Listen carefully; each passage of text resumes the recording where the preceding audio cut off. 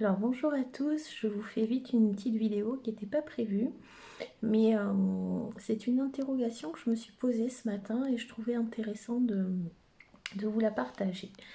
Alors d'abord les naturopathes, hein, contrairement aux autres personnes, ne sont pas des personnes qui n'ont pas de problème, pas de choses à régler. On a tous un chemin et je crois que toute notre vie on sera sur ce chemin. Donc on a aussi des prises de conscience à faire sur ce qu'on est, sur ce qu'on est encore, sur ce qu'on pensait pas être et qu'on a finalement encore en nous. Et c'est en ça que l'interaction avec les gens qui viennent nous voir, les gens de notre entourage qui viennent dans notre vie et qui repartent, hein, cette interaction elle est toujours très intéressante parce qu'en fait elle ne nous parle pas de eux, elle nous parle de nous. Donc depuis quelques jours, j'ai eu 3 personnes au niveau de mon travail, 3 personnes féminines. Je dis ça pour que éventuellement les personnes masculines que j'ai accompagnées se disent pas mon Dieu, elle parle de moi, pas du tout.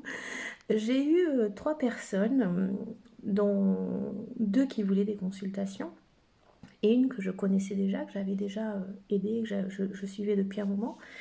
euh, qui sont venus me voir et qui ont finalement toutes eu une même attitude qui est je vous demande ce que vous en pensez, je vous demande votre aide, je demande une consultation, je suis pas bien, je suis ceci, je suis cela, mais au moment où finalement je reçois vos conseils et où je devrais les mettre en pratique, je vous dis non, mais finalement non, non, non, moi je sais ce qui me va, je sais ce que je vais faire et je vais faire comme je le sens.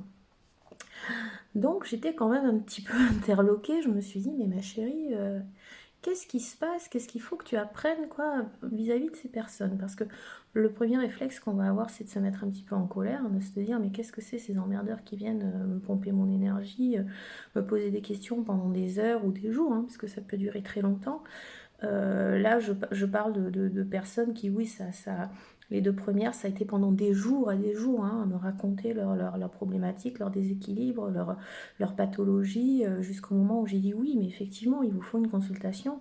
Très bien, je vais prendre rendez-vous avec vous. Ah, puis finalement, non, je suis suffisamment pas bien pour prendre rendez-vous avec vous.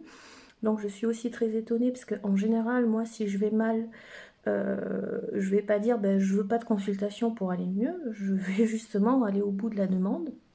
Donc déjà ça c'est une première alerte de quelque chose. Et puis et voilà. Et puis qui en général quand je leur dis bah écoutez, moi je suis désolée mais enfin ça fait plusieurs journées que vous m'envoyez des messages, vous me demandez votre avis, mon avis, vous me demandez ceci, vous me demandez cela, vous voulez mon aide, vous voulez une consultation. Et puis finalement, vous me dites, bon, bah non, je vais faire comme je veux. Donc excusez-moi, mais bon, à ce moment-là, je peux plus rien pour vous. Et ce qui est rigolo, c'est que ces personnes continuent à m'envoyer des messages parce qu'elles ne supportent pas que finalement je leur dise, bah, puisque vous me dites que je ne peux rien pour vous, je vous dis effectivement, je ne peux rien pour vous. Il faudrait que je sois derrière pour leur dire mais non, que je les prenne en charge, que je les rassure, que je les supplie. Enfin, il y a tout une situation qui se met en marche et qui est pas équilibrée. Et la troisième personne, c'était ce matin, quelqu'un dont j'ai plus de nouvelles depuis très très très très longtemps, et qui d'un seul coup me dit Madisbios, ça va pas mieux, ça s'arrange pas, qu'est-ce que tu en penses, qu'est-ce qu'il faut que je fasse, et pourtant je fais ceci, et pourtant je fais cela. Donc à qui j'ai répondu? Et quand je lui ai répondu, je dis bah écoute, c'est pas compliqué, à mon avis, tu as oublié que ça, il fallait le mettre dans ton alimentation, ça, il fallait le mettre dans ton alimentation, ça. Et puis à qui j'ai dit, mais tu sais, il se peut très bien que tu fasses partie de ces 10% de personnes qui sont nées avec un microbiote génétiquement modifié et qui auront toute leur vie un équilibre qui sera finalement pas très équilibré. Et cette personne a dit ah non, ça je peux pas l'entendre, je veux pas être comme ça, je veux pas être dans ce cas de figure, c'est pas possible. Très bien. Donc déjà, pourquoi est-ce que tu viens me demander ce que j'en pense pour me dire non, ça je veux pas l'entendre. Et ça a continué comme ça sur une soirée plus un lendemain. Et chaque fois que je disais bah, réintroduis ça dans ton alimentation, j'avais la réponse oh, mais qu'est-ce que tu penses de ça? Parce que finalement, moi je trouve que c'est mieux. Il y a plus de fibres ou ça, bon. Et j'avais beau expliquer que c'était pas une histoire que de fibres, mais de composants, que c'était aussi une histoire de poids, que c'était une histoire de beaucoup de choses, c'était pas entendu. Donc ce matin, la moutarde a commencé à me monter quand même un petit peu. Et puis avant qu'elle me monte, je me suis dit, mais qu'est-ce qu'on est en train de vouloir me faire comprendre là avec ces 3 personnes en une semaine qui en fait me pompent mon énergie, me pompent ma vie parce que pendant le temps que je leur réponds, j'arrête de faire ce que j'étais en train de faire. Qu'est-ce qui se passe? Qu'est-ce que je dois en comprendre? Et puis j'ai repensé à une petite publication que j'avais vue hier sur Instagram d'une jeune femme que je suis, qui fait des tirages de cartes, qui est dans l'énergétique, qui est dans... Voilà, j'aime beaucoup son travail. Et elle avait fait une publication sur certains signes, dont le mien, et qui disait le mois de mars, vous serez en relation en fait avec des gens qui n'ont pas le même niveau de connaissance que vous, qui n'ont pas fait ce travail et qui vont en gros vous obliger à vous affirmer, à affirmer vos convictions. Et hier, en fait, j'ai pas compris ça. Et ce matin, en y réfléchissant, je me suis dit, mais c'est ça. C'est-à-dire que il faut que je reste dans cette bienveillance en écoutant les gens, en les aidant, en étant là. Mais il faut pas que je m'oublie non plus. Et du coup, je me suis posé la question, je me suis dit, mais est-ce que tu es dans l'aide ou est-ce que tu es dans le fait de t'oublier? Et la réponse, elle a été, tu es dans le fait de t'oublier. Pourquoi on en revient toujours à cette histoire de dévalorisation, de se dire il faut que j'aide les gens, parce que chaque fois qu'on sauve quelqu'un, qu'on aide quelqu'un, qu'on a un résultat, on se dit aussi, ou on a tendance à aller se dire ah ben voilà, c'est grâce à moi. Or en fait, c'est pas grâce à moi, c'est grâce à lui, parce que nous on a partagé des connaissances et la personne, elle, a accepté de les mettre en pratique. Donc je pensais être débarrassée de ce symptôme du sauveur. Eh bien non, voilà. Donc je voulais en parler et dire que c'est très difficile d'avoir conscience de ce qu'on est. Et j'en reviens toujours à ce côté méditer. Et moi, je prends le mot méditation dans le long sens qu'il a, c'est-à-dire donner une attention très longue sur quelque chose ou sur quelqu'un, poser son attention de manière longue. Et pour moi, la méditation, c'est pas s'asseoir pendant 1 heure et justement poser l'attention sur quelque chose, c'est quand on sort de cet état, c'est-à-dire méditer justement sur les événements qui nous arrivent, pourquoi ça nous arrive, comment on a réagi, pourquoi on a réagi. Et moi, en fait, ce matin, j'ai médité en faisant la vaisselle et en me posant des questions sur ça. C'était ça pour moi, méditer. Et je me suis dit, ok, en fait, il faut que tu arrêtes de te culpabiliser si tu ne réponds pas aux gens. Il faut que tu comprennes aussi que tu ne peux pas sauver tout le monde, que tu arrêtes de te culpabiliser si finalement ça n'a pas marché, parce que c'est aussi le droit de l'autre. Je suis d'abord dans le premier respect qui est le respect envers moi-même. Si je suis toujours à aller dans les demandes des autres, je n'écoute pas mes propres demandes et finalement je ne m'écoute pas, je ne me respecte pas, je n'écoute pas ma vie, je n'écoute pas mon temps qui est précieux, je ne respecte pas mon temps, je ne respecte pas la promenade que je suis en train de faire en montagne avec mes chiens et dont je ne vais pas profiter pour répondre pendant 20 minutes à quelqu'un. Je ne suis pas dans ce respect-là. Donc, il est important quand on va vouloir aider quelqu'un de se demander si on le fait gratuitement euh, parce qu'on pense qu'on peut être d'une aide pour une personne ou si on le fait pour que finalement il y ait un résultat. Et quand on le fait pour qu'il y ait un résultat, ça veut dire qu'on est toujours dans l'attente de quelque chose et que ce quelque chose est relié à nous, à ce qu'on a encore à l'intérieur de nous, à cette vibration qui est finalement qui se réveille. Parce que si moi j'ai eu des personnes comme ça pendant 1 semaine, c'est bien que c'était en relation avec cette vibration et qu'il fallait que ça la mette à jour, hein. Il fallait que ce feu d'artifice puisse sortir en gros. Donc, quand j'ai des personnes qui me disent mais moi je peux pas entrer en relation avec des gens qui sont fermés, des gens que je supporte pas parce que c'est pas possible, c'est pas pour moi, pas des bonnes énergies, je voulais leur dire qu'il n'y a pas de mauvaises énergies. En fait, ces personnes-là sont un miroir aussi de ce que nous avons aussi en nous. Et quand on arrive à rester bienveillant, c'est là qu'on grandit. On ne grandit pas en se fermant aux autres et en disant ça me convient pas, je veux pas être en relation avec.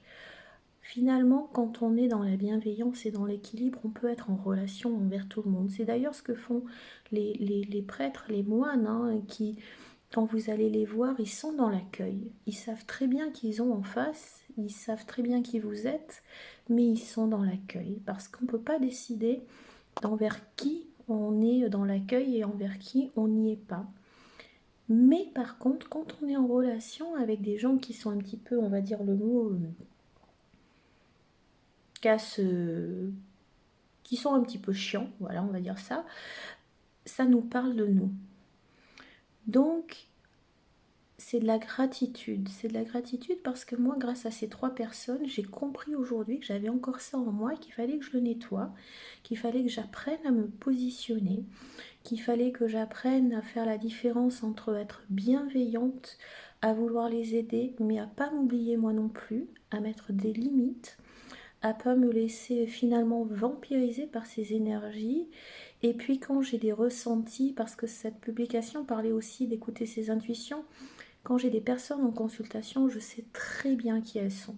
Je sais très bien qu'il y en a qui ne le mettront pas en pratique. Je sais très bien qu'il y en a avec qui ça va se passer super bien. Il y en a avec qui je sais qu'on aura un lien en dehors.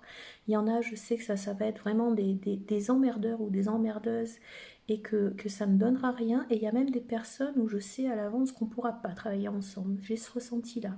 Donc c'est bien que je suis dans l'acceptation d'aller là-dedans.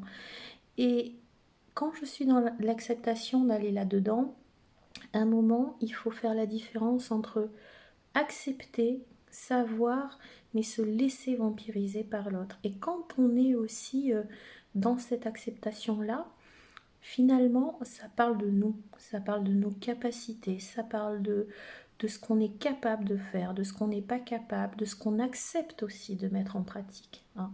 Ce ne sont pas les autres qui sont le problème, c'est que nous acceptons aussi de rentrer dans ce jeu. J'ai conforté aussi ces personnes en prenant le temps de leur répondre sur des journées pendant peut-être 20 minutes, une demi-heure, 3/4 d'heure, 1 heure. J'ai accepté de rentrer dans leur jeu. Je leur ai dit, vous avez raison de vous comporter comme ça puisque vous recevez de ma part un écho positif et favorable.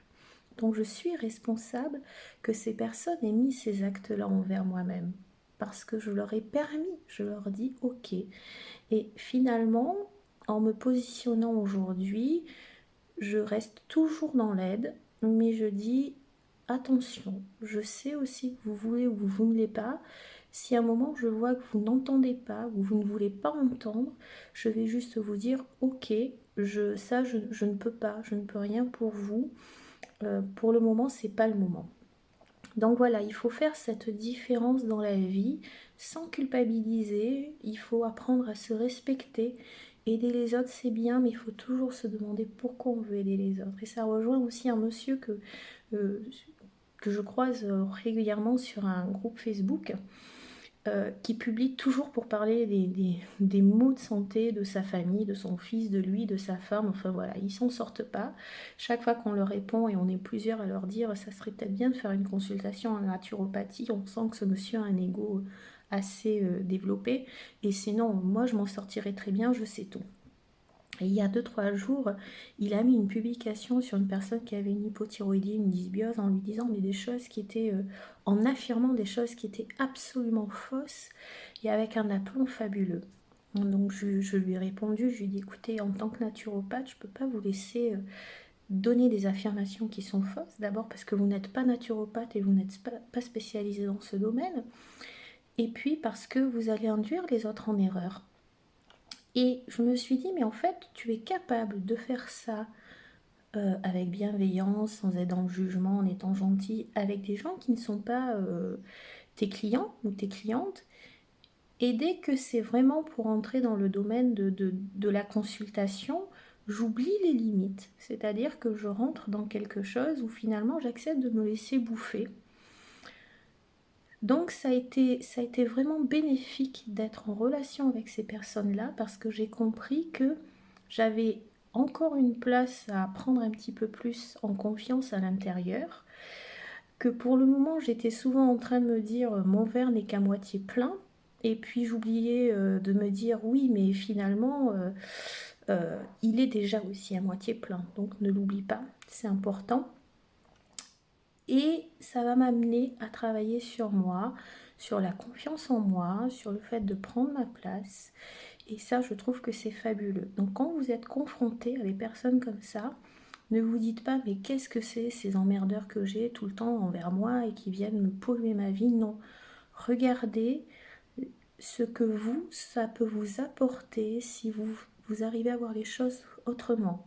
Vous deviendrez plus patient, vous deviendrez plus bienveillant, vous deviendrez plus à l'écoute et vous en apprendrez beaucoup sur vous-même. Je vous souhaite une très belle journée.